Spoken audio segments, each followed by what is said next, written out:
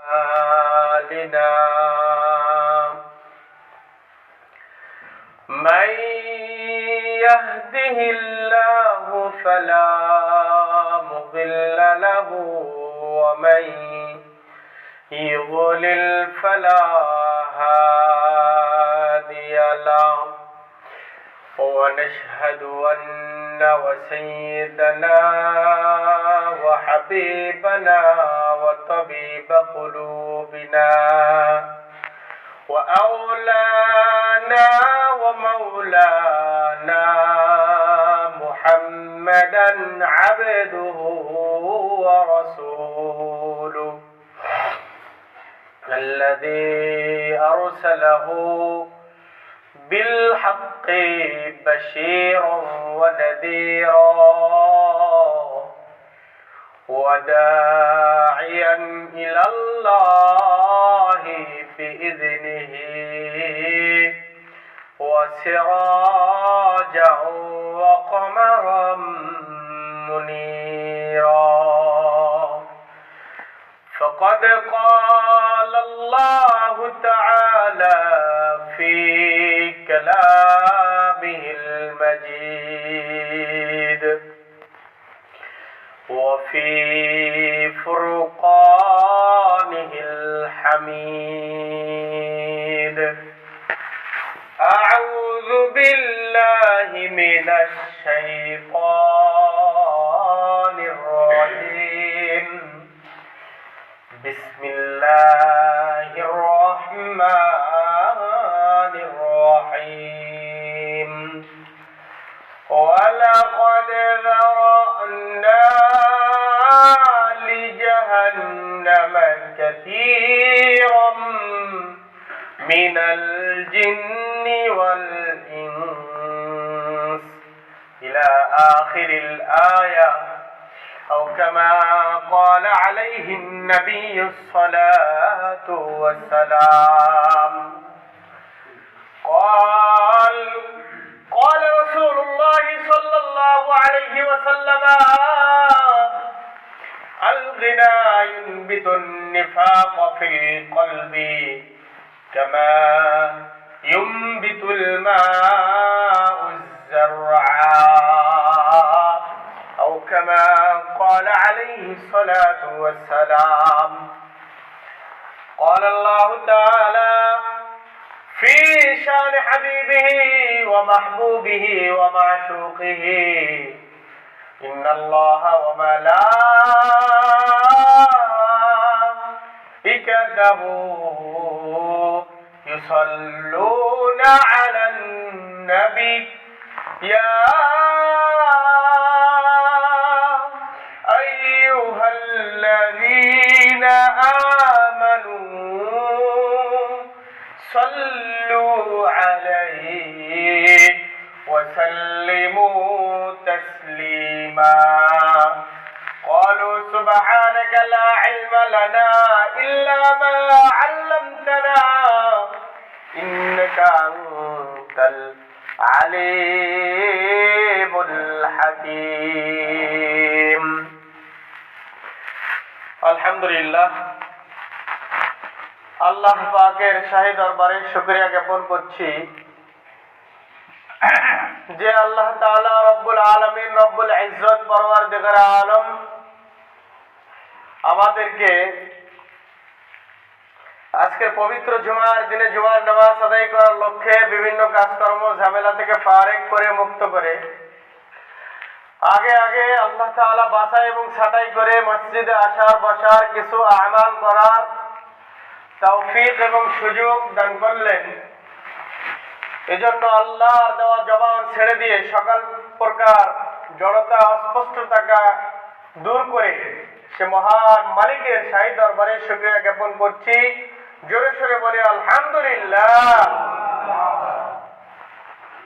এবং লক্ষ কোটি দরুদ আর সালামের হাদিয়া বর্ষিত হোক সে বিশ্ব মানবতার কান্ডারি মুক্তির দূত ইমামুল মুরসালিন খাতামুন নবিয়্যিন আফতাবুন নবুওয়া শাহিনশাহে দু জাহান জিগর গোশায়ে আমিনা নবীকুলের শিরোমণি এ মানব জাতির মুক্তির দিশারি আখিরি জামানার পয়গম্বর নবী মুহাম্মদ রাসূলুল্লাহ সকলে বলি সাল্লাল্লাহু আলাইহি ওয়াসাল্লামের উপর, যিনার আদর্শ তরিকা আর সব কিছুর মধ্যে রয়েছে মানব জাতির জন্য কল্যাণ আর কামিয়াবি।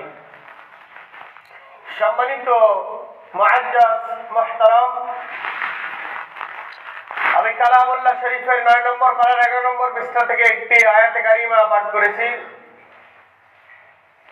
এবং বিশ্বনবী মুহাম্মদ রাসূলুল্লাহ সাল্লাল্লাহু আলাইহি ওয়াসাল্লামের অসংখ্য অগণিত হাদিস শরীফ থেকে একটি হাদিস আপনাদের খেদমতে পেশ করেছি। আল্লাহ তাআলা সূরাতুজ জারিয়াত 26 নম্বর পারার 2 নম্বর পৃষ্ঠায় বলতেছে, ওয়ামা খালাকাতুল জিন্না ওয়াল ইনসা ইল্লা লিয়াবুদুন। আল্লাহ রাব্বুল আলামিন পরওয়ারদিগার আলম মানুষদেরকে ডাক দিয়ে বলে, ও মানুষেরা রে, পৃথিবীর বুকে আমার 18,000 মাখলুকাত রয়েছে। আমি তার মধ্যে থেকে বাছাই ছাঁটাই করে কেবলমাত্র 2 প্রকার মাখলুককে আমার ইবাদতের জন্য আমি আল্লাহ তাআলা মনোনয়ন করেছি। বলেন সুবহানাল্লাহ। আল্লাহ তাআলা চাইলে আমাদেরকে বাদ দিয়ে আল্লাহ তাআলা আরো যে সৃষ্টি রয়েছে তাদের মাধ্যমে ইবাদত করে নিতে পারতেন। ভাই ঠিক না বেটি? কিন্তু আল্লাহ তাআলা বানাইলেন আমাদেরকে, মানুষ একটা সামাজিক জীব, ঠিক না? সামাজিক জীব, এই সামাজিক জীবের একটা সামাজিক ইবাদত রয়েছে। বলেন সুবহানাল্লাহ। আমাদের মধ্যে যে বুঝ, শক্তি, জ্ঞান, ধারণা আল্লাহ তাআলা দিয়েছে, এরকম আকল, বুদ্ধি, বিবেক আর কোন মাখলুকদেরকে দান করেন নাই। ঠিক না ঠিক ভাই? এই জন্যই আল্লাহ তাআলা আমাদের জন্য, মানুষ যেহেতু একটা সামাজিক জীব, এই সামাজিক জীবের জন্য আল্লাহ তাআলা ইবাদতকে তাইন করে দিলেন। বলেন সুবহানাল্লাহ। আল্লাহ তাআলা কোরআনুল কারীমের আরেক জায়গার মধ্যে বলতেছে, ওয়ালাকাদ যারানা লিজাহান্নাম কাসীরাম মিনাল জিন্নি ওয়াল ইনস। আল্লাহ রাব্বুল আলামিন পরওয়ারদিগার আলম মানুষদেরকে ডাক দিয়ে বলে, ও দুনিয়ার মানুষেরা, শুনে নাও, শুনে নাও, তোমরা মানুষ আর ইনসান আর জিন্নাত, মানুষ এবং জিনদের মধ্যে থেকে অধিকাংশরাই হবে জাহান্নামে। জোরে জোরে বলেন নাউজুবিল্লাহ। এই 2 প্রকার মাখলুককে আল্লাহ তাআলা ইবাদতের জন্য তাইন করলেন। আবার এই 2 প্রকার মাখলুকেরাই বেশিরভাগই জাহান্নামে যাবে। কারা জাহান্নামে যাবে? জাহান্নামে যাওয়ার কারণও আল্লাহ তাআলা উল্লেখ করেছেন। পরের আয়াতগুলোর মধ্যে আল্লাহ তাআলা বলতেছে, লাহুম কুলুবুল লা ইয়াফকাহুনা বিহা। আল্লাহ রাব্বুল আলামিন ডাক দিয়ে বলে, ও মানুষেরা, আমি আল্লাহ তাআলা মানুষদেরকে কলব দান করলাম। কলব মানে আকল দিয়েছে। এই কথা বলেন ঠিক না ঠিক? আমি আল্লাহ তাআলা মানুষদের মধ্যে বিবেক বুদ্ধি দান করলাম, হালাল হারাম তাইন করার বুদ্ধি দান করলাম, খারাপ এবং ভালোর মধ্যে পার্থক্য সৃষ্টি করার বুদ্ধি আমি আল্লাহ তাআলা দান করলাম। এই নিয়ামত পাওয়ার পরে যে ব্যক্তিটা হালাল হারাম থেকে বিরত থাকলো না, যে ব্যক্তিরা বাবাচার থেকে বিরত থাকলো না, যে ব্যক্তিটা বন্ধ কাজ থেকে বিরত থাকলো না, যে ব্যক্তিটা হারামের পথ থেকে বিরত থাকলো না, যে ব্যক্তিটা গুনাহের পথ থেকে বিরত থাকলো না, এত সুন্দর আকল আর মস্তিষ্ক পাওয়ার পরেও যে ব্যক্তিটা আমার এই নিয়ামতের বিরুদ্ধে আচরণ করে, তাদের মধ্যে থেকে অধিকাংশকে আমি আল্লাহ তাআলা ওই জাহান্নামে নিক্ষেপ করব। বলেন নাউজুবিল্লাহ। এমনি এমনি আল্লাহ তাআলা জাহান্নাম দিবে? হ্যাঁ, এমনি দিবে? কারণ ছাড়াই? ভাই কথা বলছেন না মনে হয়? কারণ ছাড়াই কি আল্লাহ জাহান্নামে দিবে না? কারণ আছে। এই যে মস্তিষ্কটা দেখেন, আরো মাখলুক যারা রয়েছে আমাদের গৃহপালিত পশুগুলোর দিকেই তাকান না, তারাও একটা জীবন আছে না তাদের, কিন্তু তাদের মধ্যে কি আকল বুদ্ধি আল্লাহ তাআলা দিয়েছে? দেয় নাই। আমাদেরকে কেন আল্লাহ তাআলা আকল দান করলেন? এটাও তো একটা ভাবার বিষয়। আল্লাহ বলছে আমি আল্লাহ আকল দান করলাম তোর ভালো মন্দ পার্থক্য করার জন্য, হারাম হালাল পার্থক্য করার জন্য, গুনাহ থেকে বিরত থাকার জন্য, ছিনতাই থেকে, চুরি থেকে, ডাকাতি থেকে, অশ্লীলতা থেকে বিরত থাকার জন্য আমি আল্লাহ তাআলা তোমাদেরকে আকল দান করেছি। এ ভাই, মানুষের মধ্যে পাগল আছে না? আল্লাহ তাআলা চাইলে বানাতে পারতেন না? পাগলেরা কিন্তু কিছু বোঝে না। তারা আর আমাদের যে সমস্ত হাইওয়ান জানোয়ার রয়েছে তাদের মতো একই প্রাণীতা, কারণ তাদের ওই আকলটা কাজ করে না। সব কিছু রয়েছে মানুষের মতোই, কিন্তু আকল কাজ করে না, বুদ্ধি কাজ করে না। এবার কথা বলবেন, বুদ্ধি কাজ করে? করে না। ও যা মন চায় তাই করে। তো আপনি আমি যদি এই সুন্দর মস্তিষ্কটা পাওয়ার পরেও যদি ওরকম করি, তাহলে আল্লাহ তাআলা জাহান্নামে দিবেন না, জান্নাতে দিবেন? হ্যাঁ, আল্লাহ তো বুদ্ধি দিয়েই দিয়েছে। আপনার বিবেককে আল্লাহ খুলে দিয়েছে যে তুমি বেছে নাও কোন পথে যাইতে চাও। পরের আয়াতের মধ্যে আল্লাহ বলে ওয়ালাহুম আযানুন লা ইয়াসমাউনা বিহা। আল্লাহ রাব্বুল আলামিন বলে, ও বান্দা,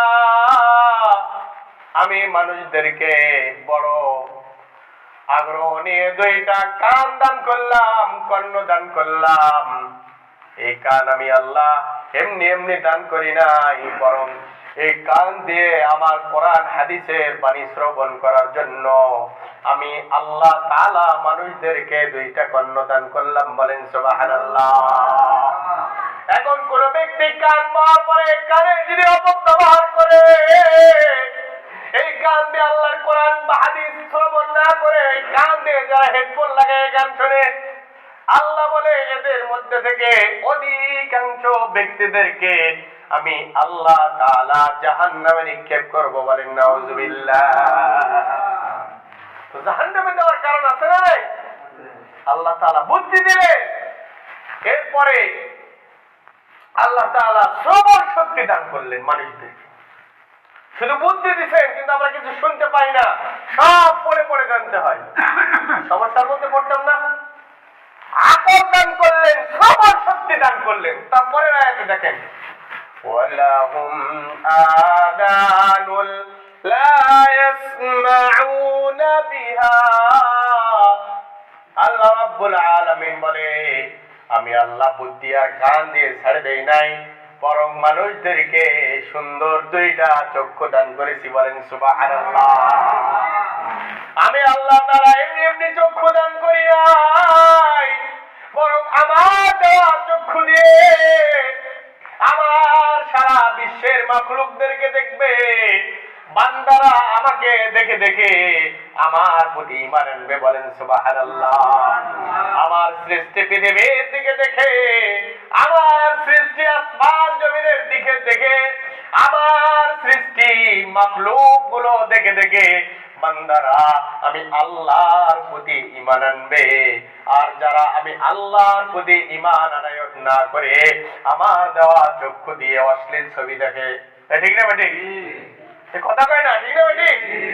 আমার দেওয়া চক্ষু দিয়ে বেগেনা নারীর দিকে তাকায় থাকে, আল্লাহ তাআলা বলে এদের মধ্যে থেকে অধিকাংশ ব্যক্তিদেরকে আমি আল্লাহ জাহান্নামে নিক্ষেপ করব। বলেন নাউজুবিল্লাহ।